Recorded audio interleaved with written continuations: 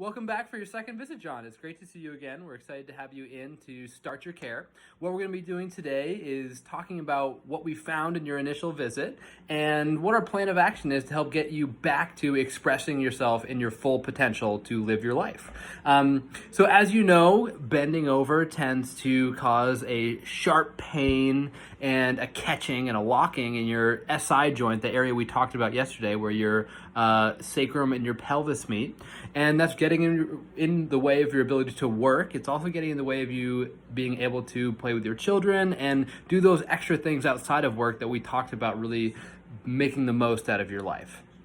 So with those, we're really going to look to be working with adjusting your spine 3 times a week for the first 2 weeks. We'll then do a little evaluation and check-in, see how things are going with the progression of how well you're able to work, how well you're functioning at home, and how much the pain's coming down.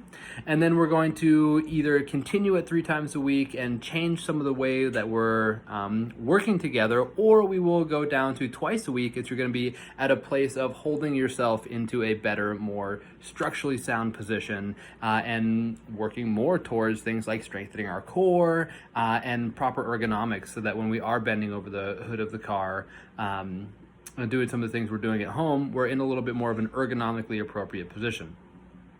So some of the other options that you have for treatment, if you will, versus adjustments are going to be ignoring it and having this come back like you've seen in the last 5 years or so.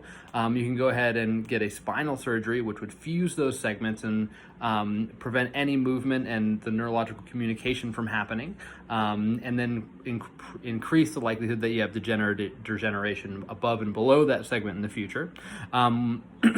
Or we can, that sounds like the other options that you have here.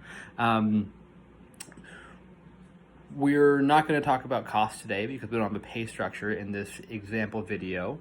And just so you know, there are some inherent risks for chiropractic care. We have the ability to get a little bit of improvement, get a lot of improvement, get no improvement, or become a little bit worse off. Most of the time we see great improvement with the people that work with us, but there is an inherent risk in any type of therapy or modality you use.